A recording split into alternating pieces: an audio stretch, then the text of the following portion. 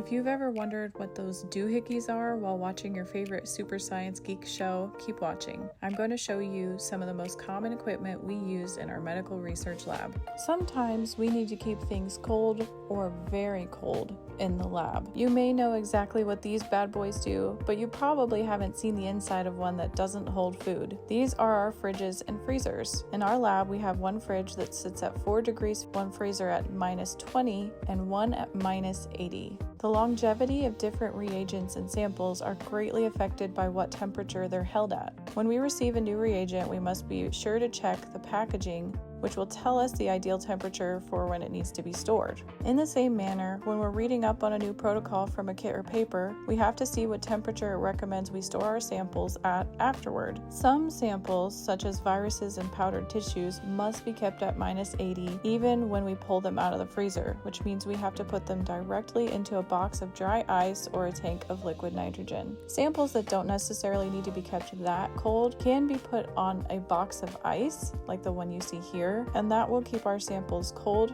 while we work with them. At research facilities like this one, we have large rooms made just for freezers, liquid nitrogen tanks, and large ice makers. This room supplies many labs.